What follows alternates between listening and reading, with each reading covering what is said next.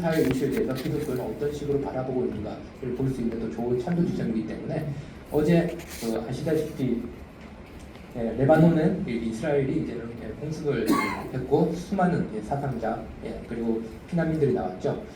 그런 뉴스들이 나왔고 또 한국엔 여러 정치 이야기가 나왔는데 그래서 이제는 국민일보가 우리나라의 대표적인 기독교 일간지이기 때문에 국민일보 미션란에 어떤 기사가 떴나를 제가 편집하지 않고 그냥 그대로 이제 화면 그대로 이렇게 캡처를 떠봤습니다.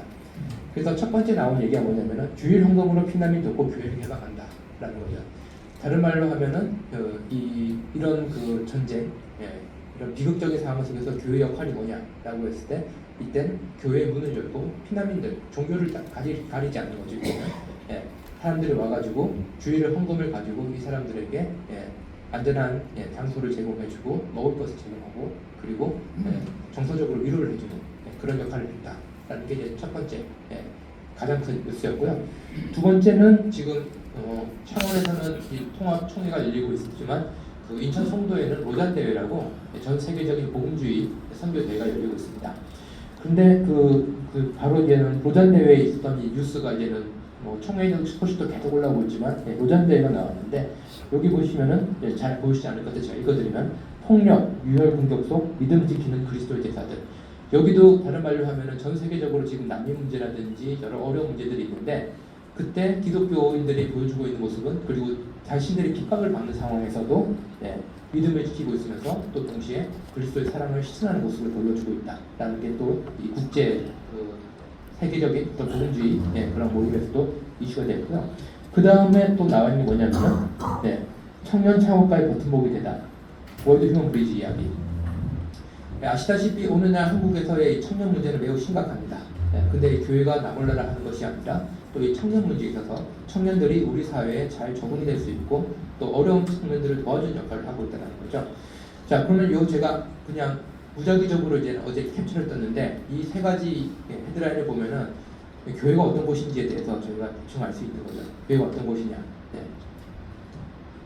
전쟁 상황에 있는 난민들에게, 피난민들에게 교회 문을 열고 안전한 공간을 마련해 주는 곳.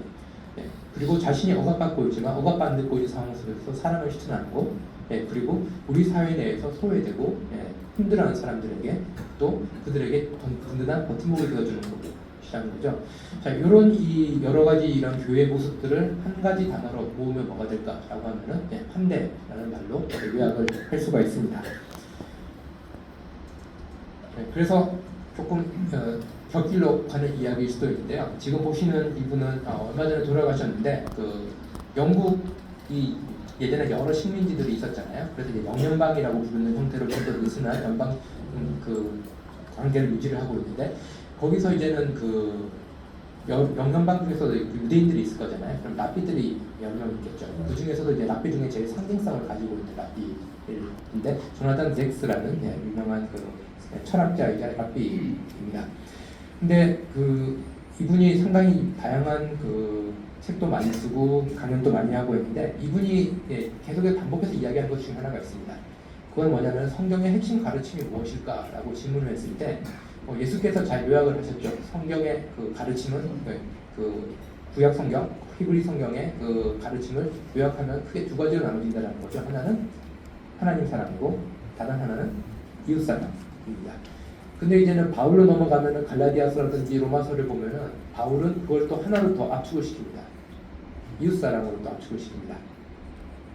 그렇기 때문에 이제는 바울도 유대인이기 때문에 이웃 사랑이라는 거는 상당히 히브리 성경 그리고 유대교에서 중요한 가르침이죠. 그래서 당연히 조나단 잭스도 자기가 생각했을 때 이 성경의 핵심 가르침은 이웃 사랑일 것이다라고 이제 생각을 했다라는 거죠. 근데 이제 질문을 던졌습니다. 구약 성경에 다른 말로 히브리 성경, 유대인들의 히브리 성경에 이웃 사랑이라는 이 단어는 몇 번 나올까라고 해서 또 이제 랍비답게 계속 성경을 읽잖아요. 그리고 자기 동료 랍비들한테 계속 크로스 체크를 했죠. 그랬더니 구약 성경에 이웃 사랑이 몇 번 나올까라고 해서 봤는데 다른 랍비도 똑같은 결론이 나왔다는 겁니다. 그게 뭐냐면은 단 한 번 나옵니다. 레위기 19장 18절에 나오고요.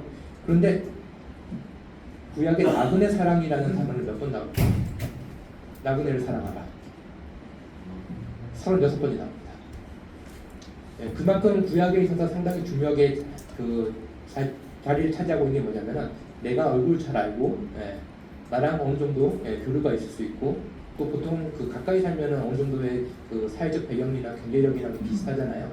그런 사람이 아니라 전혀 낯선 사람이 나그네를 사랑하라는 명령이 더 자주 등장을 한다는 겁니다.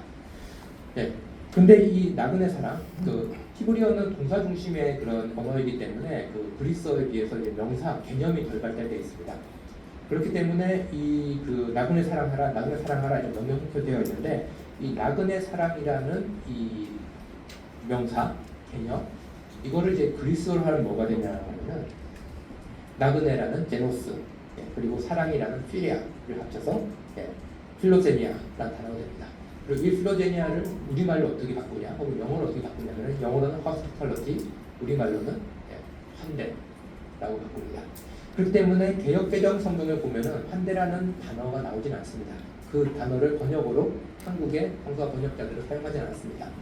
그렇지만 환대라는 개념의 뜻, 나그네를 사랑하라, 나그네를 존중하라 라는 것은 구약 성경부터 신약 성경까지 계속해서 나오고 있는 주제이고요. 그래서 영어 성경 같은 경우는 실제 환대에 해당하는 hospitality라는 단어가 한국어 성경보다 훨씬 자주 많이 등장하는 것을 볼 수가 있습니다.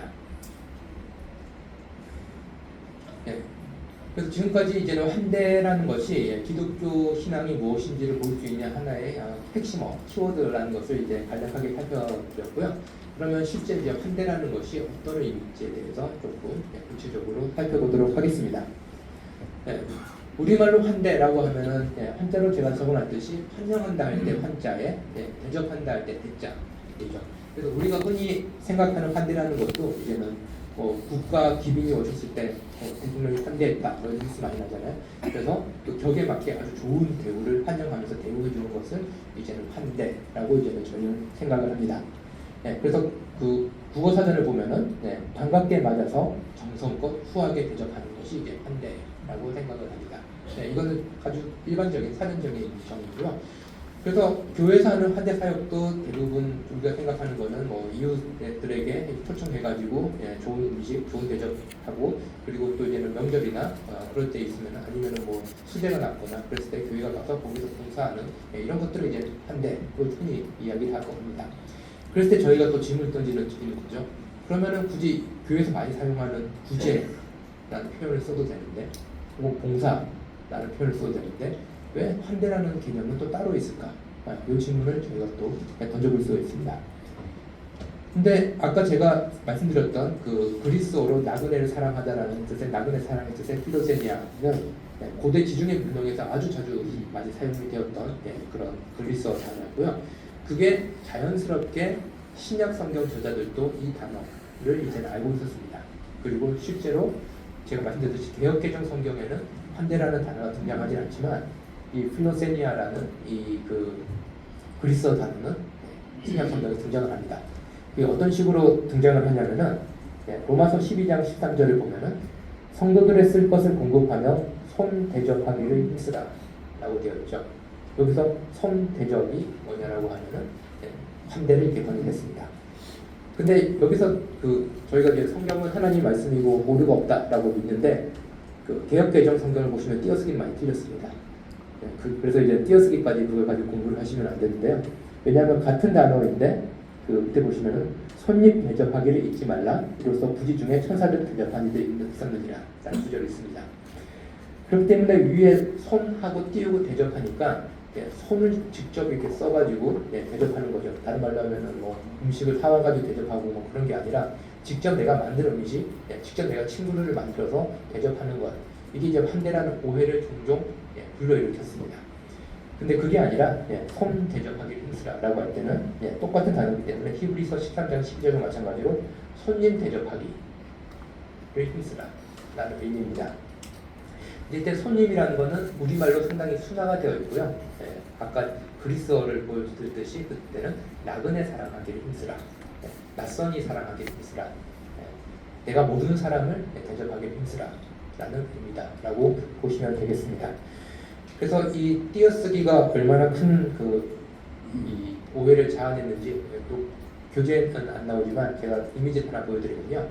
이 환대에 대해서 이 신학자들의 관심을 크게 일으킨 아주 중요한 그 미국 신학자의 책이 있는데요. 크리스틴 폴이라는 신학자가 쓴 Making Room이라는 그 책입니다.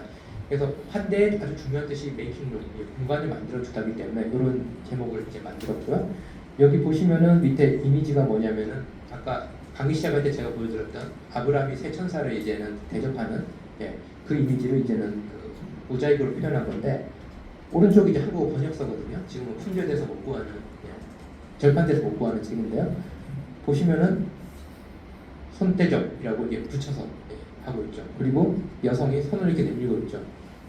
그렇기 때문에 마치 그 환대라는 거는 내가 손을 써가지고 직접 이렇게 좋은 음식 만들어주고 친구도 막 이렇게 마련해주고 이렇게 생각해서 오해를 많이 불러일으켰습니다.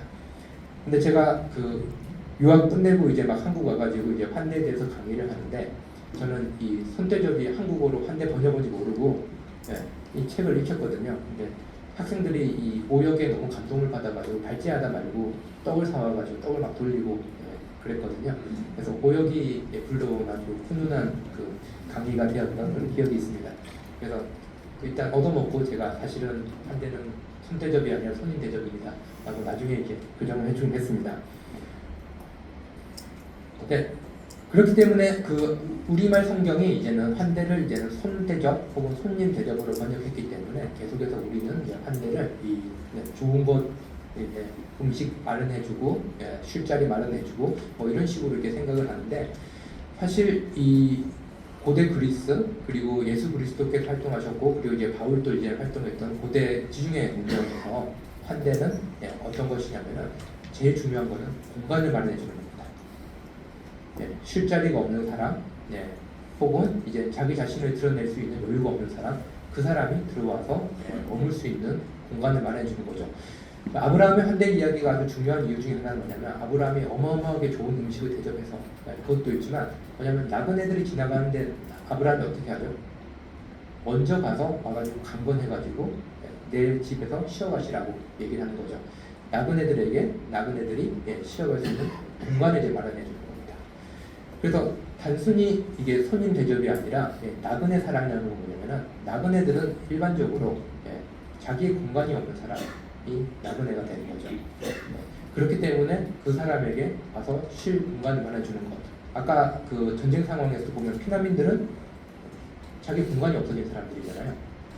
자기 공간이 없어진 사람들에게 그냥 뭐 음식을 줄 수도 있고 뭐 필요한 옷을 줄 수도 있지만, 그들에게 정말 필요한 것 중에 하나가 뭐냐면은 그들이 쉴 수 있고 그들이 자유롭게 좀 자기의 생각과 행동을 이제 표현할 수 있는 그런 공간을 마련해 주는 것.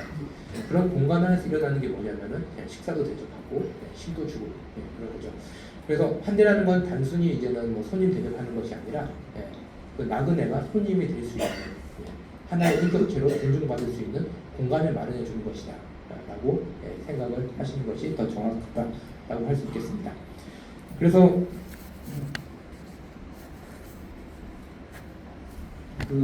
이 책 제목을 다시 볼 필요가 있는데요. 환대라고 해놓고는 책 제목은 사실상 메이킹 룸, 자리를 마련해주기, 공간을 마련해주기라고 이야기를 합니다. 자, 그러면 이제 성경 속에서 나타난 이제 환대의 모습들을 몇 가지 살펴보도록 하겠습니다. 뭐 조금 더 제가 설명을 드리면 좋겠지만 시간이 많지 않기 때문에 그냥 바로 성경 내용을 넘어가서 조금씩 더 구현하면서 설명을 드리도록 하겠습니다. 성경에서 제가 말씀드렸듯이 그 아브라함이 새 천사를 이제는 환대하는 그 장면은 상당히 중요한, 다른 말로 하면 하나님의 약속이 현실화되게 하는 그 중요한 계기이자, 그리스도인들이 어떤 식으로, 유대교와 그리스도인들이 어떤 식으로 이 나그네들을 대해야 될지에 대해서 보여주는 대표적인 구절입니다. 근데 창세기 18장은 그런 얘기인데, 창세기 19장을 보면은 롯이 나오죠. 그 아브라함의 조카입니다. 그래서 아브라함과 롯은 뭐 상당히 운명 공동체처럼 이제는 원래 고향을 떠나가지고 이제 같이 나왔잖아요. 근데 이제는 둘 다 이제 서로 이제는 뭐 유목민이니까 이제 가축도 기르는데 이제 뭐 이렇게 한정된 공간에서 이제 같이 할 수는 없으니까 결국은 이제 갈라지게 되고, 근데 이제는 아브라함이 통 크게 양보를 해가지고 롯한테 네가 가고 싶은데 고르면 난 놔두고 가겠다. 라고 해서 그 롯이 고른 장소는 눈으로 보기에 아주 번성한 번영하고 있는 도시, 가게 되는 거죠. 그래서 소돔과 고모라 이야기가 이제 나오게 됩니다. 그렇기 때문에 우리가 흔히 생각하는 롯은 그다지 이렇게 뭐 긍정적인 그런 그 신앙의 위인이 아닌 것 같은데, 근데 신약 성경을 보면은 그 신앙의 위인들 리스트 나오잖아요. 히브리서에 거기 보면은 롯이 의인으로 나옵니다. 롯이 의인이라고 나오는 구절들이 있습니다. 성경에. 그렇기 때문에 롯은 왜 의인일까? 이게 초대교회부터 신학자들의 관심사였죠. 아브라함은 분명히 믿음의 조상이라고 불릴 만한, 의인이라고 불릴 만한 그런 성경에 충분한 이야기들이 있는데 롯은 무엇에 기초를 한 것인가? 라는 질문이 있습니다. 근데 이제 성경은 어떤 식으로 표현하냐면은 롯이 그 의로운 모습 보여주는 거 보면은 아브라함에게 갔던 천사들을 자기가 환대하고 지키려고 하는 모습인 거죠. 그리고 그 흥미로운 것 중에 하나가 뭐냐면은 하나님께서 그 이스라엘에게 너는 내 백성이다 라고 얘기하면서 계속해서 이스라엘에게 강조한 게 있습니다. 그게 뭐냐면은 너는 나그네를 영접해라 라고 계속 강조하십니다. 근데 나그네를 영접해야 될 이유가 뭐냐? 아까 그 아브라함 이야기 같은 경우는 하나님이 천사와 하나님이 그 나그네를 분양했기 때문에 그거를 이제 잘 대접하면은 거기에 맞는 축복이 내릴 거다잖아요. 그거는 성경 말고 고대 그리스 신화에서 많이 나오는 주제입니다. 근데 하나님께서 상당히 흥미롭게 얘기하는 것 중에 하나가 뭐냐면은 이스라엘에게 그 나그네를 영접해라. 왜? 너희가 나그네였지 않냐? 라는 겁니다. 다른 말로 하면은 너희가 용납받았지 않냐? 너희가 먼저 환대받았지 않냐? 그렇기 때문에 너희도 환대하라. 라는 겁니다. 그러니까 환대라는 것을 어떤 그 신화적인 그런 그 고대 그리스처럼 거기에 기초를 시키는 것이 아니라 우리가 하나님께 환대를 받았기 때문에 우리도 환대하는 공동체가 되어야 된다. 이게 바로 이스라엘입니다. 그래서 이스라엘은 어떤 민족적인 개념이 아니라 예배 공동체 개념이죠. 그래서 예배 공동체로서 이스라엘 정체성에는 또 우리는 환대받았기 때문에 우리가 환대하는 존재가 되어야 된다라는 게 있습니다. 그렇기 때문에 성경에서 나오는 아주 중요한 것 중에 하나가 뭐냐면은 이스라엘과 하나님의 관계가 멀어졌다는 것을 표현하는 방식은 뭐냐면은 니네가 나그네를 박해하고 있다. 나그네를 용접하지 않고 있답니다. 그리고 역으로 나그네를 박해하고 나그네에게 친절하지 못한 것은 신앙이 뭔가 잘못됐다는 것의 징표처럼 구약 성경에서 계속 나오고 있는 거죠. 그래서 이 환대와 그리고 이 믿음 공동체의 결합이 상당히 흥미로운 지점입니다. 구약 성경에서. 그리고 그게 이제는 신약에 와서 교회로 연결되게 됩니다. 그리고 그 여호수아서를 보면은 그 이제 라합이 나오죠. 라합도 의인으로 얘는 인정을 받습니다. 라합이 근데 이제 한 행동이 별로 안 나오잖아요. 성경에 뭘 가지고 봤냐면은 그 이스라엘 정탐꾼들을 이제 공간을 마련해주죠. 환대를 해주죠. 그래서 의인이라고까지 이렇게 불리게 되고요. 그리고 엘리야와 엘리사 같은 경우는 뭐 구약 성경의 가장 위대한 유명한 예언자들인데 이들이 하나님의 사역을 할 수 있도록 했던 건 뭐냐면은 하나님께 콜링도 있고 그들이 위대한 것도 있었지만 이들이 여인들에게 이름 모를 여인들에게 환대를 받고 있었던 거죠. 그래서 성경에는 이 이름 모르는 여인들의 환대가 하나님의 역사를 기록하는 데 아주 중요한 역사를 것도 볼 수 있습니다. 그리고 모압 여인 다른 말로 이방인이죠. 룻에 대해서 이제는 보아스가 이제 환대를 하는 게 이제 룻기의 중요한 주제죠. 그 결과가 뭐냐면은 예수 그리스도의 역사가 시작이 되게 됩니다. 그래서 성경에 보면은 그 하나님으로부터 등을 돌리고 이제 패합하고 그래서 이 역사에 희망이 없어질 것 같은 순간에 혹은 인간의 힘으로는 도저히 뛰어넘을 수 없을 것 같은 그런 장벽 같은 그런 상황에 있을 때 누군가가 하나님의 사람들을 이제 환대해 혹은 나그네들을 환대해 줌으로써 상상하지 못했던 방향으로 역사의 새로운 물줄기가 흘러가는 그런 모습들이 계속해서 보이고 있는 것을 확인할 수 있습니다. 그래서 이렇게 구약을 보면은 이렇게 다양한 모습의 환대 훨씬 많이 있는데 제가 이제 대표적으로 몇 개를 이제 뽑아봤고요. 그리고 예수 그리스도 역시 이런 그 환대의 주제들, 이미지들을 계속해서 가르침과 사역 속에서 보여주십니다. 그래서 예수님의 어떤 그 비유들을 보더라도 계속해서 이제 잔치라든지 이런 비유들이 나오는 것을 볼 수가 있고요. 그리고 예수님의 식사 교제였죠. 예수님께서는 어딜 가든지 하시는 게 뭐냐면은 밥을 드시잖아요. 예수님께서 식사를 할 때 가지는 특징이 몇 가지가 있는데 환대와 관련해서 크게 두 가지를 이제 강조할 필요가 있을 것 같습니다. 하나는 뭐냐면은 예수님이 부르신 그 식사 자리로 초대한 사람들은 누구냐면은 당시에 같이 식사를 할 수 없는 소위 율법에 의해서 부정하다고 규정된 사람들입니다. 그래서 아시다시피 뭐 세리도 있었고 뭐 창녀도 있었고 뭐 다양한 사람들이 왔었죠. 당시의 종교 지도자들은 그런 사람들과 같이 밥을 먹으면은 자신이 불결해진다 생각하기 때문에 같이 밥을 안 먹었죠. 근데 예수 그리스도께서는 이런 사회적으로 소외된 사람들, 억압된 사람들, 이 사람들을 율법적으로 부정하다고 이제는 규정된 사람들을 식탁으로 와서 같이 식사를 하시는 거죠. 이로써 모든 사회적 경계가 허물어진 하나님 나라를 식탁에서 미리 이제 보여주시고 이제 맛보게 해주셨습니다. 그것이 예수님의 식탁 교제의 중요한 부분 중에 하나입니다. 또 다른 중요한 건 뭐냐? 이렇게 식탁 교제로 사람들을 불렀잖아요. 근데 예수님이 식탁의 주인이 아니죠. 그 집 주인이 아니잖아요. 어디를 가시면은 손님으로 가셔가지고 근데 곧 본인이 주인인 것처럼 이렇게 다양한 사람들을 이제 모으고 계시는 겁니다. 이건 우리가 흔히 알고 있는 식사에 대해서는 상당히 이제는 이상한 그런 행위죠. 근데 예수님께서 보여주신 건 뭐냐면 자기는 손님으로 가서 그렇지만 또 주인이라고 이제는 완전한 주인은 아니잖아요. 주인도 여전히 사회적인 인습이라든지 그 주위 사람들의 어떤 눈초리라든지 이런 것들 때문에 자기의 식탁을 낯선 이들에게 개방 못하고 있는데 예수께서 그 식탁의 주인이 되심으로써 그 식탁이 정말 하나님 나라의 모습을 미리 보여주고 반영해주고 미리 맛볼 수 있는 모습으로 변화시켜 주십니다. 그럼으로써 당연히 그 예수 그리스도께 식사를 대접했던 원래 주인들은 삶에 엄청난 변화가 일어날 것이고 그들의 삶을 통해 가지고 하나님 나라를 보여줄 수 있는 또 새로운 그런 씨앗들이 그들의 삶에 심기게 된 거죠. 그래서 예수 그리스도도 계속해서 이 그 환대의 주제를 자신의 가르침과 그리고 자신의 사역 속에서 보여주십니다. 그리고 이 예수 그리스도를 뒤따른 제자들을 통해 가지고 새로운 하나님의 백성이 교회가 환대의 공동체로 등장을 하게 되죠.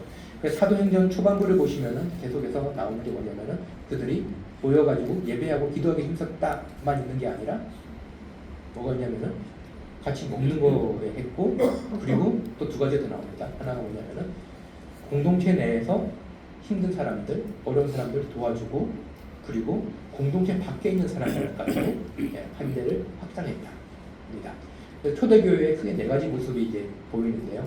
첫 번째가 예배와 기도를 했었고, 두 번째로는 떡을 떼며 교제를 했고, 이것도 서로 간의 환대죠. 세 번째는 공동체 내에서 힘든 사람을 도와줬고, 네 번째로는 우리끼리만 이런 교제를 나누고 서로 돕는 것이 아니라 낯선 이들, 공동체 외부 사람들에게까지 이 그 환대의 그 실천의 영역을 넓혔다라는 겁니다. 이게 오늘날 교회의 모습을 규정해주는 대표적인 모습이죠. 예배하고 그리고 교제하고 또 동시에 그 교회 내에서 구제하고 그리고 교회 밖으로 나가서 또 이제는 그 사회적인 또 영향력을 선한 영향력을 보여주는 것이 이제 교회의 모습입니다. 그래서 이런 그 환대를 통해서 이제 형성된 공동체의 모습이 오늘날 교회의 모습이기도 하다라고 할 수 있습니다.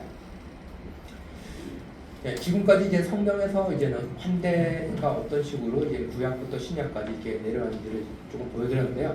그러면은 그 성경에 있는 이제는 환대의 의미들을 조금 신학적으로 그 요약해서 정리를 해드리도록 하겠습니다.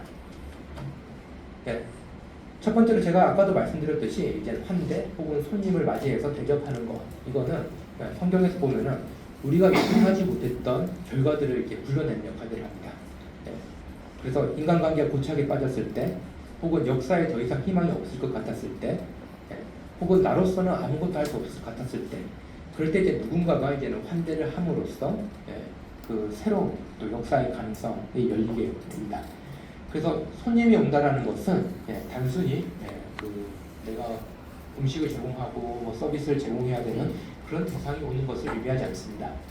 손님이란 누구냐라고 하면 하나님과 새로운 관계를 이제 맺게 해줍니다. 그리고 하나님이 활동하시는 특별한 계기가 되어줍니다. 대표적인 사례가 이제는 베드로죠. 베드로 같은 경우가 그 상당히 이제 흥미로운 그 성경의 인물인데 베드로 같은 경우가 이 처음에는 이 그 이방인들과 잘 교류를 하려고 그러지 않잖아요. 근데 그 하늘에서 내려오는 이 환상을 보고 이거 먹어라. 내가 내가 만든 것은 네가 더럽다고 해서 되냐라고 해서 그 환상을 보고 그 베드로가 그 이방인의 집에 가서 같이 교제를 하고 먹는 것을 볼 수가 있습니다. 그럼으로써 그 베드로가 이 환대를 통해 가지고 자기가 가지고 있었던 이방인과 유대인을 나누던 오랜 경계를 넘어서는 그런 그 지평의 확장이 일어나게 되고, 그것이 바로 이 초대교회가 선교적인 교회가 되게 하는데 결정적인 영향을 하는 것을 이제 볼 수가 있죠. 그래서 누군가를 손님으로 받아들인다는 것, 혹은 내가 누군가의 손님이 된다는 것은 하나님과 새로운 관계를 맺게 하는 중요한 계기가 될 수 있습니다. 그리고 동시에 하나님께서 이전과는 다른 방식으로 역사 속에서 활동하시는 계기가 된다라고도 할 수 있습니다.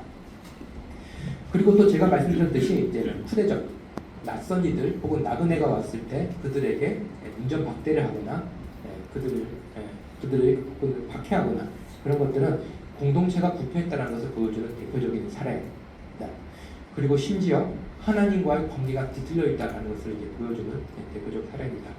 그래서 너무한 거 아니냐, 그냥 뭐 나그네 좀 잘못 이렇게 대했다고 하나님과 관계 뒤틀렸다라고까지 말할 수 있겠냐라고 했지만, 아까 출애굽기 구절에서 봤듯이 우리가 하나님으로부터 환대받은 나그네였기 때문에 우리도 나그네들을 환대하는 공동체가 되어야 된다라는 그런 신앙이 기저에 깔려있기 때문에 이 나그네에 대한 푸대적 혹은 박해는 하나님과의 관계가 뒤틀어진 그런 대표적인 징표로 성경에 종종 등장합니다. 그래서 대표적으로 이제 소돔 성에서 나타난 이야기죠. 그래서 그 하나님의 천사들이 그 롯의 집에 들어갔을 때 계속해서 내어놓아라라고 하잖아요. 그리고 우리는 그 성이 심판을 받는 것을 이제 볼 수가 있죠. 기브아 사람들의 이야기도 비슷하고 다윗에 대한 나발의 태도 등에서도 볼 수가 있습니다. 그리고 더 놀라운 거는 이제는 하나님의 구원이 무엇이냐라고 할 때, 제가 말씀드렸듯이 이제는 구약 성경의 언어인 히브리어는 개념적으로 설명하는 것보다는 동사를 많이 사용하고 이야기를 많이 사용하는 그런 그 특징을 갖고 있습니다. 그래서 하나님의 구원이 무엇이냐라는 것을 보여주는 여러 가지 이미지들이 있는데, 이사야에서 제일 많이 등장하는 이미지 중에 하나는 뭐냐라고 하면은 하나님께서 환대를 해주시는 겁니다. 그래서 대표적으로 이사야서 25장 6절에 보면은 제가 인용을 했는데요. 제가 천천히 한번 읽어보겠습니다. 만군의 여호와께서 이 산에서 만민을 위하여 기름진 것과 오래 저장하였던 포도주로 연회를 베푸시리니 라고 되어 있죠. 여기 두 가지입니다. 현대인들의 건강이 아주 안 좋은 두 가지 음식을 이제 하나님이 이스라엘에게 제공하는 것을 볼 수가 있는데요. 하나는 이제는 그 술을 제공합니다. 근데 이제 좋은 술을 제공한다는 건 당시에 최고의 환대의 표현이었죠. 그리고 기름진 것, 다른 말로 고기를 구워주시는 거죠. 그 흔히 우리가 생각할 때 이제는 집안에 가장 어른된 분이 이제 대접을 받는 게 아니라 하나님께서 직접 고기를 구워주고 그리고 이제는 술을 따라주는, 좋은 술을 따라주는 그 모습으로 이제는 구원이 형상화되고 있습니다. 그러니까 하나님의 그 창조 세계의 회복, 하나님과 관계의 회복은 바로 이 하나님의 환대 이미지를 통해서 전달이 되고요. 우리가 흔히 생각하는, 기독교에서 흔히 생각하는 그 구원은 뭐냐라고 하면은 죄와 죽음의 문제로부터의 해방이잖아요. 요 바로 다음 구절을 보시면은 하나님께서 죄의 문제를 해결하시는 그 구절이 나옵니다. 그래서 환대와 이 죄의 문제 해결, 죽음의 극복, 이 두 개가 이제는 한 구절 사이로 결합되듯이 나타나는 것을 볼 수가 있습니다.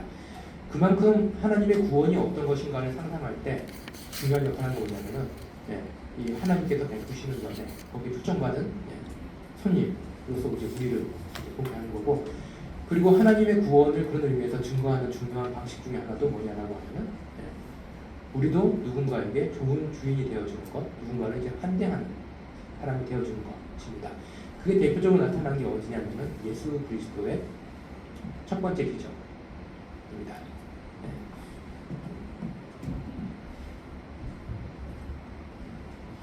네, 예수께서 이제는 그 여러 기적을 베푸시지만 요한복음에만 나오는 특별한 기적이 있습니다. 그 요한복음 2장에 나오는 가나의 혼인잔치이죠. 가나는 가나안 지방에 있었던 어떤 도시이고 충분히 이제 도보로 나사렛에서 걸어가실 수 있는 그런 거리이기도 합니다. 근데 예수께서 이제는 공생애를 시작하시기 전에 이제는 그 가나의 혼인잔치에 이제 초청을 받게 되죠. 그래서 뭐 다들 아시겠지만 이 포도주가 다 떨어져가지고 뭐 이제 연회의 이제 기분이 이제 막 사라지려고 그러니까 어머니 마리아가 와서 술 떨어졌다, 라고 했더니 예수님께서 이게 나랑 무슨 상관이 있습니까? 라고 했는데 그 마리아가 이제는 종들에게 무조건 시키는 대로 해라 라고 했더니 이제 물을 부었더니 그 물이 최상급 포도주가 되었고 잔치가 잘 끝났다. 뭐 이게 간략하게 말씀드린 스토리죠. 근데 이 구절이 어떤 의미일까? 왜 하필이면은 이 첫 기적이 특별히 한국 교회에서는 금지하고 있는 술에 대한 기적일까? 이게 이제는 한국의 신학자들의 상당히 큰 고민 중에 하나인데요. 다른 기적을 할 수도 있었는데 왜 하필이면은 이 술을 물이 이제 포도주가 되는 이 결혼잔치 이야기가 첫 기적이었을까? 이 고민들이 상당히 많이 있습니다. 물론 저희가 이제는 정확하게 알 길은 없지만 그래도 최근에 신약학자들이 이제는 많이 보는 것 중에 하나가 뭐냐면은 이 요한복음 2장은 이사야서 24장과 25장을 배경으로 하고 있다라는 겁니다. 제가 조금 전에 이사야서 25장 보여드렸죠. 하나님의 구원을 하나님의 연애를 표현하고 있습니다. 그러면은 하나님으로부터 멀어져 있고 그리고 그 곤란과 어려움 속에 있던 이스라엘 상황은 어떤 식으로 묘사가 되고 있냐?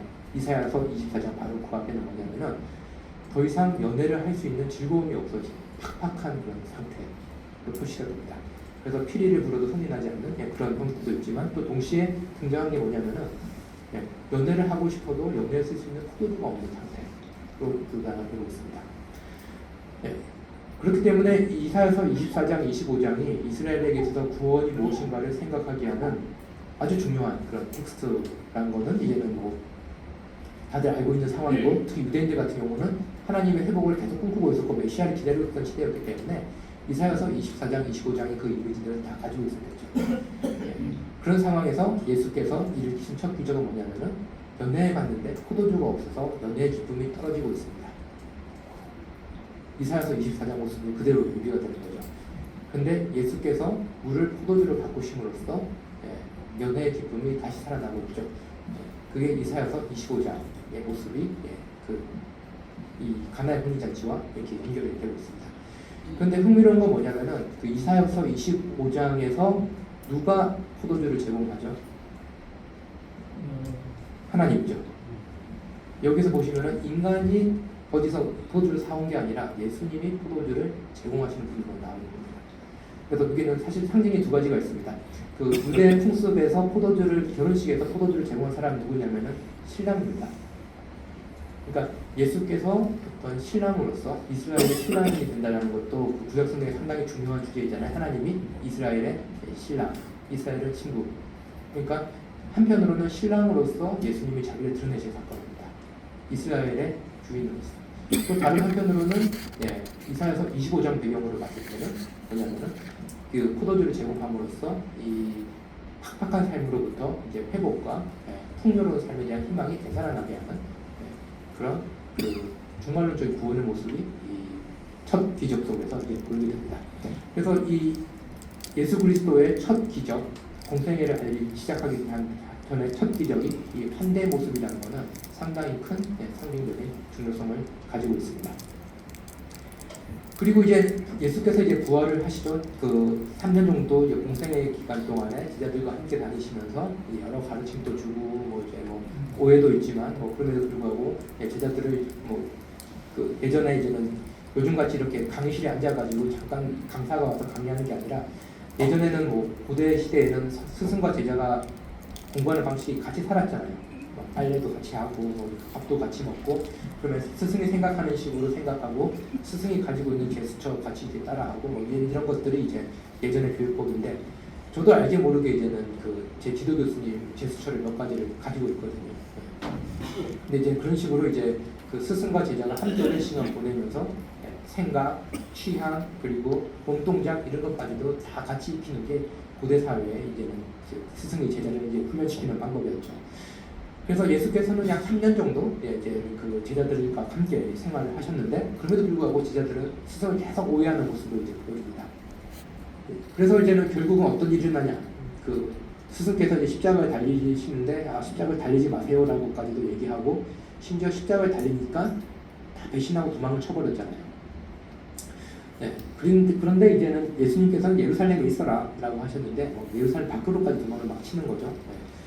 그런데 이제 그 성경을 보시면은 부활 후 그 복음서의 이야기들을 보면은 예수님께서 그 예루살렘 밖에까지 나간 제자들을 직접 신방 가신 사례가 두 사례가 나옵니다. 하나가 뭐냐면 엠마오로 가는 제자, 또 다른 하나는 디베리아 호수, 갈릴리 호수의 그 앞부 일부분이 디베리아 그 바다라 불리는데요. 거기로 이제는 이제 베드로와 제자들을 직접 찾아가시는 두 얘기가 나옵니다. 근데 이 두 이야기가 가지고 있는 상당히 흥미로운 공통점이 있습니다. 봤는데 예수님이 그렇게 가르쳤는데 3년 동안 가르쳤는데 여전히 그 스승의 뜻을 알지부터 도망을 쳤으니까 40일 동안 부활하고 이렇게 가지고 계시잖아요. 그럼 40일 동안 특훈을 시키겠다. 제대로 된 가르침을 주겠다. 이게 아니라 예수님께서는 하신 중요한 건 뭐냐면은 이 두 이야기의 공통점은 뭐냐면은 음식을 먹으십니다.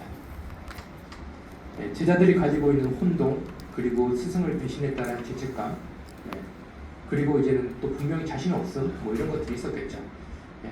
근데 예수께서는 그때 특별히 새로운 가르침을 주시거나 아니면 가르침을 반복하시는 것보다 성경에 기록된 걸 보면은 그 엠마오로 갈 때도 그 두 제자가 자기들끼리 얘기 나누는 거 예수님이 같이 있으니까 이해가 간다고 했지만 중요한 거는 같이 가는 사람이 누군지 알아차리지 못했죠. 그러다가 언제 알아차리냐면은 음식을 딱 나누면서 먹으면서 이분이 예수님이구나 라는 걸 깨닫게 되죠. 마찬가지로 그 디베랴 호숫가에서도 예수님께서 뭘 하시면은 고기 구워 주시고 그리고 빵을 이제 먹으시면서 그리고 제 제자들에게 새로운 사명을 이제는 각인시키십니다. 그래서 여기서도 보시면은 아주 중요한 주제가 반복이 되는 것을 이제 볼 수가 있죠. 뭐냐면 부활하신 예수께서는 환대를 하셨다라는 겁니다. 그래서 그 환대가 제자들이 주님을 알아보게 했고 그리고 말씀의 의미를 이해하게 했습니다. 그전까지는 그 말씀의 의미를 잘 이해하지 못했는데 이제는 자기들이 복음을 전할 수 있을 사람들로 좀 변화가 되는 거죠. 그리고 그들이 가지고 있는 죄책감, 용기 없음 이런 것으로부터 회복을 시켰고 그리고 결론적으로 부활의 증인으로 살아가게 만듭니다. 상당히 흥미로운 건 뭐냐면은 그 나중에 성경 좀 자세히 읽어보실 기회가 있으면은 그 누가복음 2구절과 요한복음 2구절 다르쳐졌었잖아요. 근데 끝부분이 어떻게 되냐면은 태양이 다시 떠오르는 쪽을 향해서 바라보면서 끝납니다. 다른 말로 하면 어둠에 머무는 게 아니라 태양이 떠오르는 그런 새벽을 바라보는 형식으로 이 두 이야기가 끝나는 것을 볼 수가 있죠. 이런 식으로 그 환대라는 것은 단순히 이제 우리가 그 그리스도인의 의무로서 책임으로서 구제하고 다른 사람들이 필요한 것을 이제 베푸는 그런 행위를 넘어가지고 하나님의 역사가 흐르는 하나의 방식일 수도 있고 우리가 하나님을 더 잘 이해하는 방식일 수도 있고 우리의 사명을 이전과는 다르게 새롭게 깨닫게 하는 그런 계기일 수도 있습니다. 그렇기 때문에 이 환대라는 표현을 왜 쓰냐라고 또 질문하실 수도 있겠지만 환대라는 개념이 성경 속에서 얼마나 중요한 역할을 하고 있는지를 본다면은 교회가 하고 있는 다양한 봉사, 구제 이런 역할들이 단순히 우리가 베푸는 것이 아니라 이것이 정말로 그리스도인으로서 우리의 소명과 삶의 아주 핵심적인 그런 위치에 있다는 것에 대해서도 조금 다른 시각을 가지실 수 있을 거라고 기대를 해봅니다. 그래서 시간 관계상 이 그림만 보여드리도록 하고요. 자, 그래서 나중에 이제 배도만 교수님께서 더 자세히 설명을 해주실 거기 때문에 제가 이 부분은 간략하게만 말씀드리도록 하겠습니다.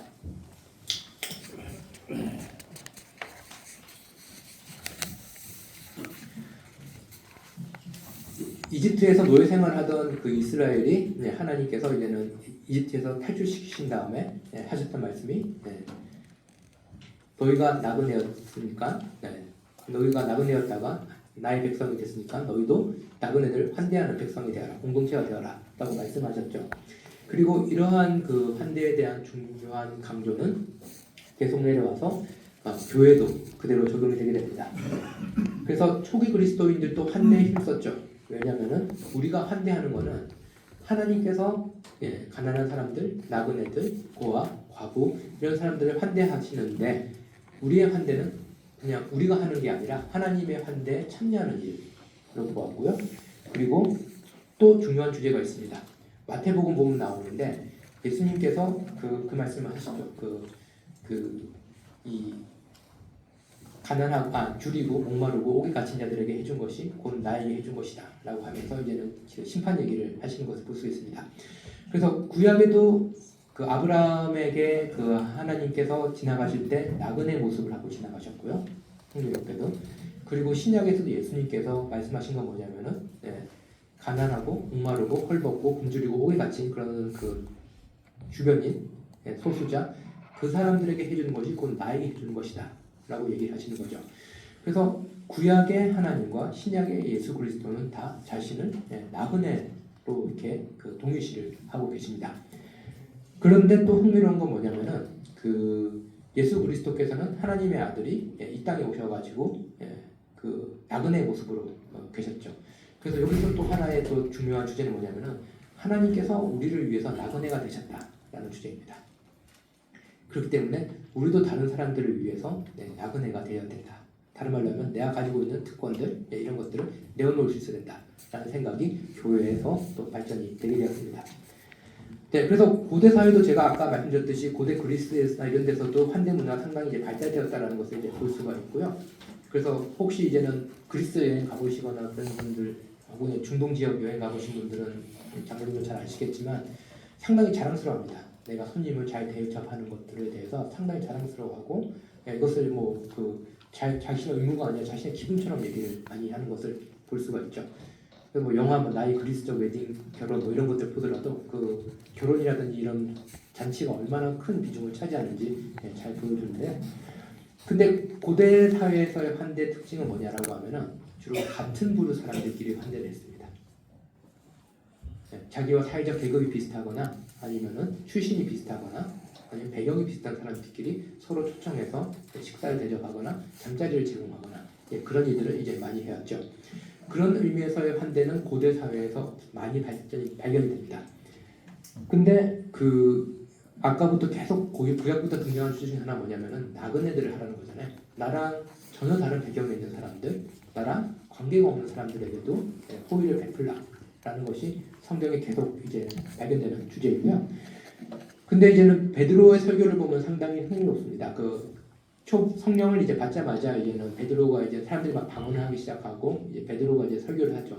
그러니까 사람들이 이제 다른 지역에서 온 사람들이 다 이렇게 모여가지고 막 각자의 기도를 하는데 사람들이 다 알아듣고 그러니까 신기하다, 술에 취했나 이런 식으로 관찰자들이 얘기했을 때 베드로가 말한 거는 뭐냐면은 사도행전 2장에서 성령께서 내리시면은 일어나는 일에 대한 요엘서의 예언이 성취된 것이다 라고 얘기합니다. 요엘서 2장에 보면은 하나님의 성령이 부어지면은 여러 가지 일들이 나타나는데요. 청년들이 예언을 하고 여러 가지 일이 나오죠. 근데 이렇게 요엘이 성령이 일어날 때 일어나는 여러 가지 일을 설명하는데 보시면 되게 재밌게 설명하고 있습니다. 우리는 성령이 내린다라고의 강조를 두기 쉬운데 누구에게 어떤 식으로 내리는지를 관찰하면은 흥미로운 걸 발견할 수 있는데요. 그 뭐냐면은 처음에 청년들 얘기가 나오잖아요. 청년들과 노인들이 이제 대조가 됩니다. 세대 간의 이것을 넘어서서 성령이 오신다라는 거죠. 그리고 또 나오는 것이 뭐냐면은 남자와 여자의 구분이 나옵니다. 성별의 구분을 없이 성령께서 오신다라는 게 나옵니다. 그리고 주인과 종입니다. 이거는 뭐냐면은 사회적인 직업이든 그런 배경적인 차이를 넘어서서 성령께서 활동을 하신다는 겁니다.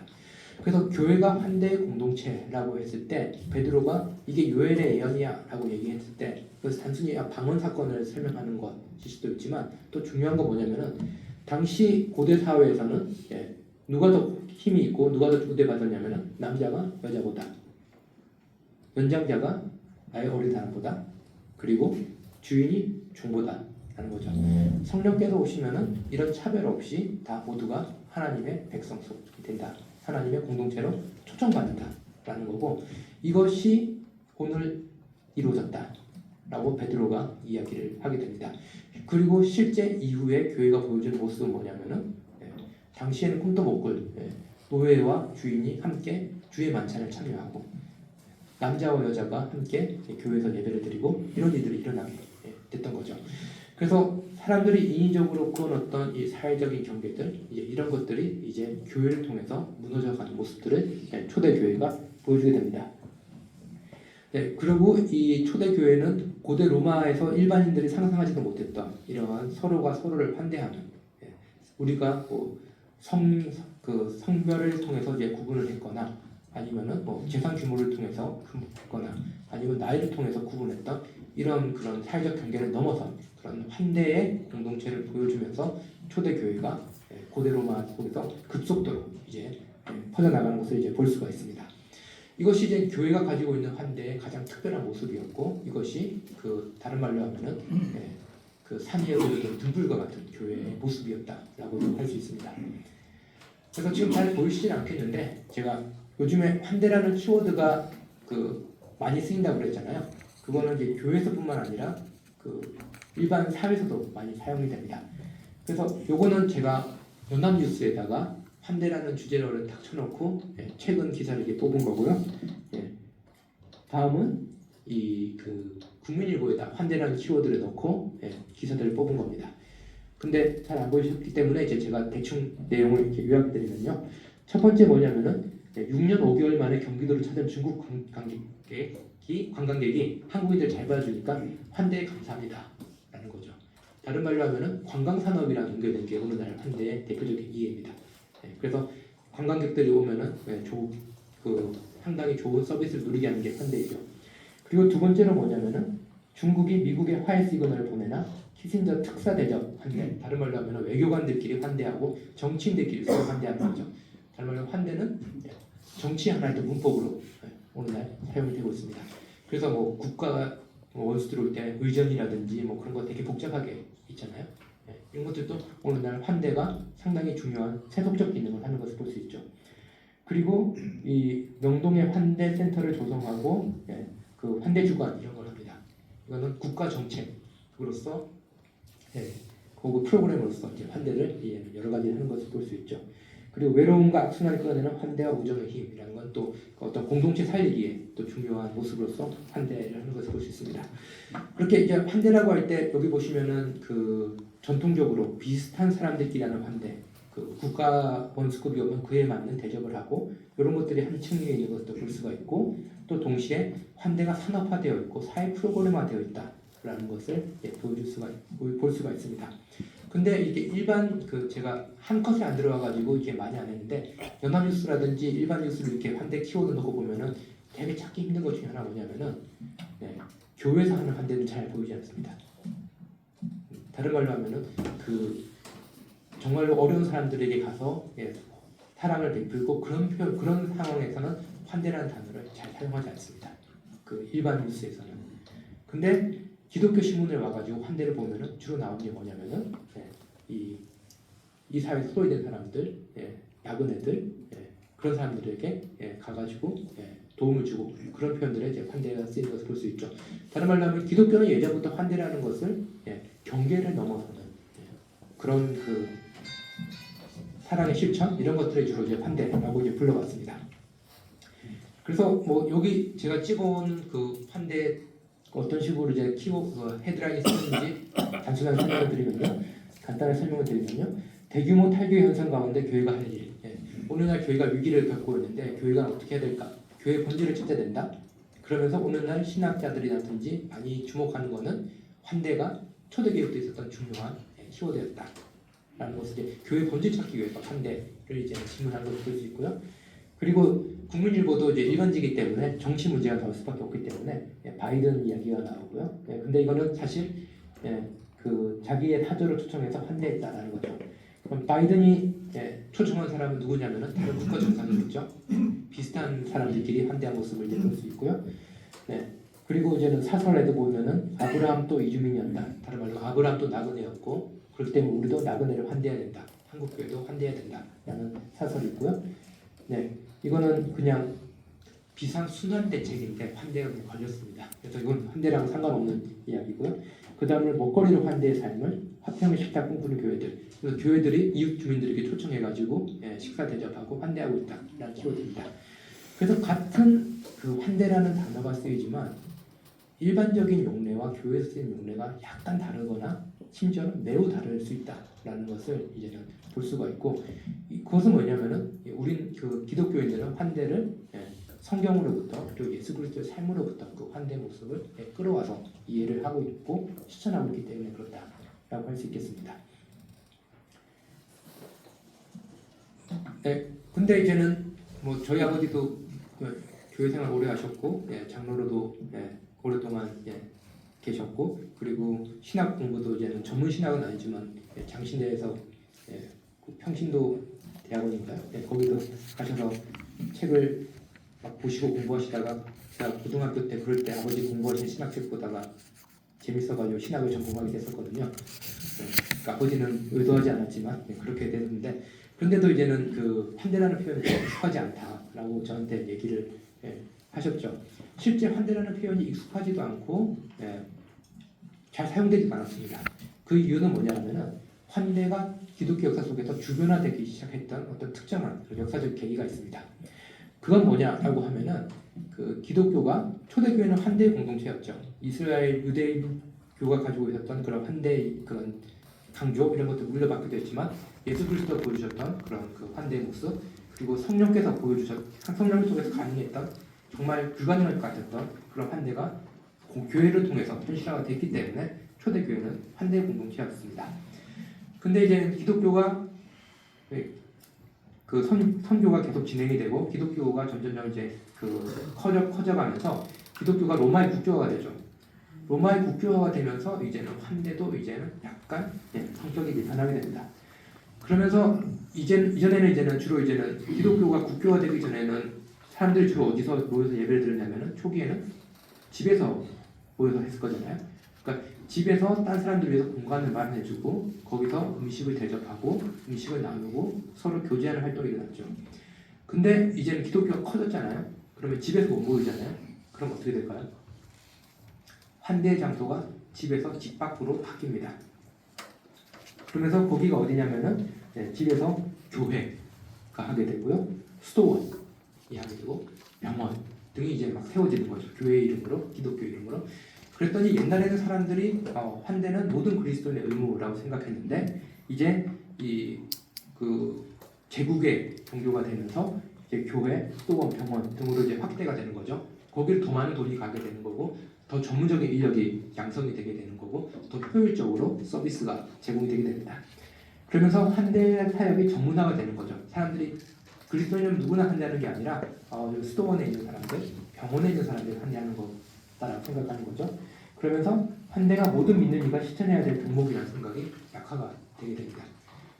그러면 이제는 남은 집은 이제 어떤 기능을 하냐면은 나랑 친한 사람들 초청해가지고 식사하는 곳으로서 오늘날 우리가 생각하는 되게 사적인 환대의 공간으로 집이 변화됐고 그건 거꾸로 얘기하면은 환대는 전문화된 사람들이 하는 거야 라고 생각을 하게 된 그런 그 계기가 되었습니다.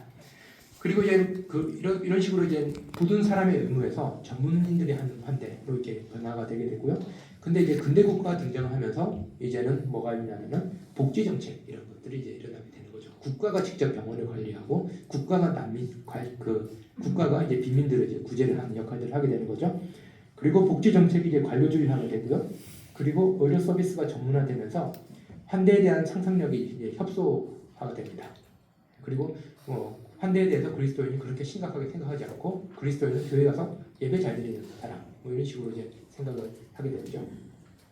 그래서 이제 환대라는 표현은 친구나 친지 등과 함께 이제 식사하는 것, 초청해서 식사하는 것, 혹은 여행할 때 호텔에 머무르는 것. 그래서 이제 오늘날 환대 산업이라는 표현을 쓰면은 그게 이제는 호텔, 관광 이런 것들과 연계된 산업을 할 때 환대 산업이라고 부르는 것을 볼 수 있습니다. 그래서 이 기독교 역사 속에서 아주 중요했던 이 환대가 많이 축소화가 되었고 그러면서 교회도 상당히 많은 부분들이 이제는 그 초대교회에 가졌던 모습과 상당히 다르게 어떤 신앙과 예배 중심적인 그런 역할로 많이 초점이 맞춰지게 되었습니다. 그래서 오늘날 우리가 겪고 있는 상황은 상당히 초대교회와 비슷한 상황이 많이 있습니다. 구체적으로 설명드리기 힘들지만 그런 의미에서 그 많은 분들이 환대의 중요성, 초대교회가 환대를 하면서 그렇게 로마라는 아주 그 거대한 그 제국 속에서 다양한 종교가 공존하고 다양한 문화가 있는 곳에서 어떻게 기독교가 그런 빛과 소금의 역할을 할 수 있었는가 이제는 규명하기 위해서 환대에 대해서 더 관심을 기울이고 있다라고 할 수 있겠습니다. 네, 시간이 많지 않아가지고 이 부분은 제가 간략하게만 이제 말씀을 드리도록 하겠습니다. 네, 아까부터 계속 간략하게 말씀드린다면서 정확하게 말씀드리고 있는데, 네. 환대가 왜 중요하냐, 그리고 오늘날 사회학이라든지 뭐 복지 쪽에서 환대라는 개념을 많이 주목을 하고 있는데 기독교와 겹치는 부분도 있고 조금 이게 다른 부분도 있습니다. 그래서 왜 이렇게 환대가 이렇게 주목을 받고 있는지에 대해서 조금 좀 더 넓은 관점에서 한번 살펴보도록 하겠습니다. 우리가 보는 그 신약 성경에는 27권의 책이 있죠. 근데 27권 외에도 당시에 그 신약 성경 저자들과 동시대인 혹은 그 제자들이 썼다고 하는 다양한 문서들이 있습니다. 그 중에 이제 베드로의 제자라고 불리는 클레멘스라는 사람이 있었고요. 실제 교황이기도 했습니다. 근데 클레멘스가 편지를 썼는데 편지 몇 개가 남아 있는데 그 중에서 첫 번째 편지를 이제 클레멘스 1서라고 부르는데요. 거기 보면은 상당히 놀랄만한, 특히 개신교인들이 보면 놀랄만한 구절이 적혀 있습니다. 그게 뭐냐면은 아브라함은 믿음과 환대로 구원받았다 라는 표현이 등장합니다. 상당히 놀랍죠. 아브라함은 믿음으로 구원받은 게 아니라 믿음과 환대로 구원을 받았다 라는 겁니다.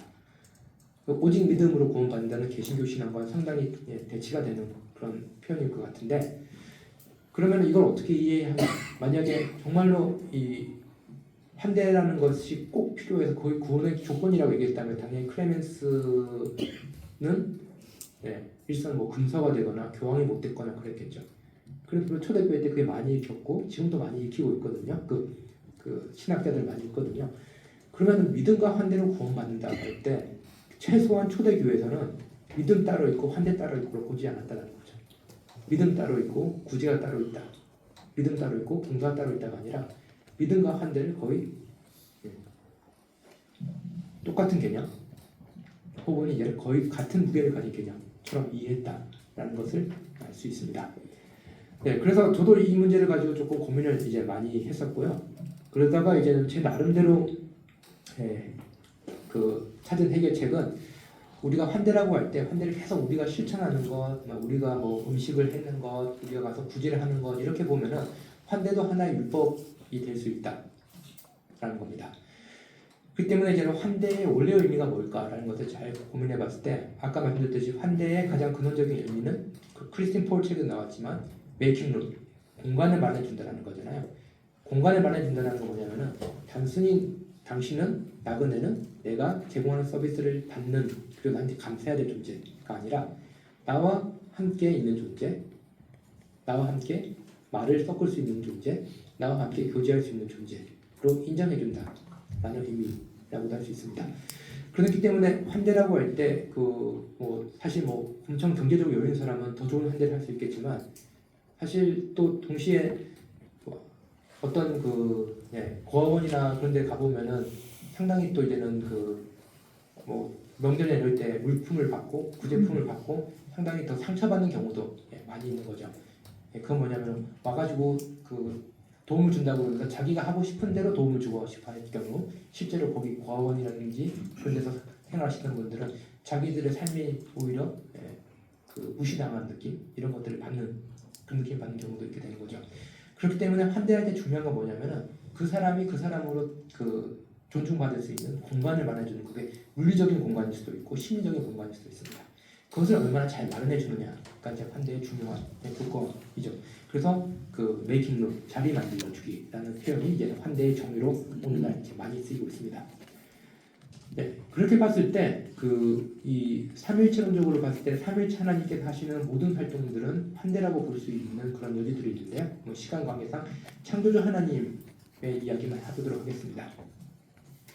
네, 우리가 흔히 생각할 때 이제는 하나님이 시간을 창조하실 때는 뭘 하고 계셨을 것 같나요? 이거는 고대 종교개혁 계속 던져졌던 질문입니다. 하나님이 세상을 창조하실 때는 무엇을 하고 계셨을 것 같나요? 네, 사실 이 질문을 던졌을 때, 왜냐하면 창조들은 기독교에 있었기 때문에 창조 교리가 없었던 그리스 철학자들 이런 사람들이 기독교에서 질문을 많이 던졌거든요. 헬레니즘 철학자들이 하나님이 그러면은 창조하기 전에 뭘 하고 있었냐라고 했을 때 그때 이제 신학자들이 내놓은 답은 뭐냐면은 시간도 하나님의 창조와 함께 시작되었답니다. 하나님이 창조하셨기 때문에 하나님 영원하시잖아요. 하나님이 창조하심으로써 시간도 함께 창조되었고 시간은 그때부터 시작이 된 거죠. 그러니까 하나님이 창조 이전에 뭘 하셨냐는 질문 자체는 사실 질문 자체가 성립이 안 된다는 겁니다. 네. 그러니까 왜냐하면 창조와 함께 시간이 시작되었기 때문에. 그래도 사람들이 계속 질문하죠. 그래서 그 전에 뭐가 있었냐라고 했을 때 이제는 그 실제로 했는지 안 했는지 정확하게 어렵지만 초대 교육도 이제 교부들 그리고 나중에 마틴 루터도 이런 말을 했다 전해지는데요. 그래서 하나님이 그래서 뭘 했냐 창조하기 전에 그랬더니 너 같은 놈을 위해서 지옥 만들고 계셨다라고 이렇게 말씀하셨다라는 또 그런 얘기도 있습니다. 아무튼 그러면은 시간도 하나님의 창조와 함께 시작이 되었잖아요. 공간도 하나님의 창조와 함께 만들었다, 존재하게 되었다라고 할 수 있습니다. 그러면 다른 말로 하면은 공간이란 거는 하나님이 우리는 존재하기 위해서 제가 여기서 말을 하기 위해서 여러분들과 아이 컨택을 하기 위해서 이 공간이 필요하잖아요. 피조물은 존재하기 위해서 공간이 필요합니다. 창조주는 존재하기 위해서 공간이 필요하지 않았죠. 왜냐하면 시간과 공간도 하나님의 창조와 함께 시작이 되었기 때문에 그렇습니다. 그러면은 하나님께서 창조하셨다는 것은 공간을 만들어 주셨다는 거잖아요. 그러면 그 공간은 피조물을 위한 공간입니다. 네. 다른 말로 하면은 그 창조는 하나님께서 태초에 우리가 피조물들이 피조물로서 존재하고 살아갈 수 있도록 공간을 만들어 주신 사건이죠. 그럼으로써 그 아담에게도 얘를 만들어 주신 다음에 엄청난 자유를 주시잖아요. 하나님 형상을 만들고 네가 스스로 동물들의 이름도 짓게 하고 그리고 먹고 싶은 거 먹게 하고 이렇게 하시잖아요. 그럼 자유를 주시죠. 그렇기 때문에 태초의 창조라는 것은 환대의 사건입니다. 하나님께서 우리가 하나님 곁에 하나님과 함께 하나님과 대화할 수 있는 존재로 만들어주신 사건이죠. 그래서 태초의 창조는 하나님의 창조입니다. 그럼 구원은 뭘까요? 하나님 앞에 설 수 있는 하나님과 함께 할 수 있는 자격이 없는 죄인들에게 하나님이 조건 없이 하나님 곁에 있게 해주시는 환대 사건입니다. 그래서 창조도 환대의 사건이고 구원도 환대의 사건입니다. 그런 의미에서 창조도 은혜의 사건이고 구원도 은혜의 사건이라고 할 수가 있습니다. 네, 그래서 영원하고 편지하신 하나님께서 유한한 피조물들이 존재할 수 있도록 만들어 주신 것이 자리, 공간이고 그런 의미에서 하나님의 창조는 태초의 환대 사건이라고도 그런 식으로 볼 수가 있습니다. 그렇기 때문에 우리가 그 무로부터 창조됐다는 뭐냐면 우리는 있을 수도 있고 없을 수도 있고 그런 존재잖아요. 그런 존재가 거기에 있다라는 것, 존재한다라는 것 자체가 하나님의 선물로 이제는 볼 수 있는 사건이죠. 그래서 환대라는 관점에서 볼 때 그 창조라는 것은 모든 존재들이 이 세상에 있는 모든 존재들을 그 하나님께서 환대하셨고 하나님의 선물로 보게 해주는 그런 새로운 관점을 이제 만들어 주게 됩니다. 그래서 우리는 누군가로부터 환대받았다라고 했을 때 우리는 존재로서 자긍심을 이제 가지게 되는 거죠. 예를 들면은 저 같은 경우는 이제 예장통합교단에서 오랫동안 생활을 했지만 또 이제는 통합 측 신학교를 나오질 않았거든요. 한 번도. 그렇기 때문에 한국에 오고 한동안 통합 측 교단에 관계된 어떤 곳에서도 강의를 하지를 못했었죠. 그쪽 강의 신학교 출신이 아니니까. 근데 어느 순간부터 불러주더라고요. 그러면은 뭘 느끼냐면은 환대를 받았잖아요. 그럼 뭐냐면은 나의 그런 지난 삶이 긍정받는 느낌을 받게 되는 거죠. 다른 사람들은 나의 라벨만 보고 이 사람은 통합 측 신학자가 아니기 때문에 그 강의를 안 들어주겠다라고 하다가 저를 이제 초청해주면서 제가 가지고 있던 과거 그리고 제가 가지고 있었던 기억들 이런 것들이 인정을 받게 되고 이것이 제가 가지고 있었던 어떤 신앙의 뿌리에 대해서 자긍심을 가지게 해주는 중요한 요소가 되는 거죠. 마찬가지로 이런 식으로 누군가를 환대해 줄 때 그 사람들이 환대를 받는 사람이 대부분 사회에서 인정을 받지 못하거나 아니면 주변부에 있는 분들입니다. 그렇기 때문에 단순히 물리적인 도움을 주는 것이 아니라 환영을 받는다는 것 자체가 그 사람의 자긍심, 존엄 이런 것들을 재확인시켜주는 사건이고 이 세상에 존재하는 모든 것들을 그런 식으로 보게 해주는 중요한 렌즈는 뭐냐면은 하나님께서 태초에 모든 피조물들이 존재할 수 있는 공간을 만들어 주셨고 그들이 존재하게 했다. 다른 말로 모든 존재는 선물이다라는 그런 관점이 됩니다. 네. 그런데 이런 한대는 또 이제는 성경은 또 그 사회학적인 개념과 조금 다를 수도 있는데 그 성경이 보여주는 또 한대는 아주 특별한 게 있습니다. 성경의 유명 그 위인들, 뭐 성경에서 이제 믿음의 조상들을 부른 사람들은 환대하는 사람들이었잖아요. 근데 환대만 잘했냐, 음식만 잘 대접했냐, 그게 아닙니다. 뭐냐면은 축복을 잘했습니다. 그 특히 이제는 고대 유목민 사회에서는 사람들이 같이 사는 게 아니라 만나면 언제나 이제 헤어져야 되잖아요. 그리고 헤어지면은 도시에 사는 게 아니면은 한번 헤어지면 언제 다시 만날지 알 수가 없습니다. 그렇기 때문에 그 계속해서 등장하는 게 뭐냐면은 누구를 만나고 떠날 때 축복했다. 아브라함과 롯이 헤어질 때도 아브라함이 축복을 해주고 계속해서 축복을 해주는 모습이 나옵니다. 그래서 성경의 인물들은 새로운 땅에 들어가거나 이별하거나 삶의 새로운 일을 할 때 보면은 축복을 해줍니다. 계속해서. 근데 이제 축복과 환대는 쌍과 같은 개념입니다. 뭐냐면 환대는 뭐냐면은 밖에 있는 사람이 들어오게 될 때 호의를 보여주는 거죠. 두 팔을 걸고 호의를 보여주는 겁니다.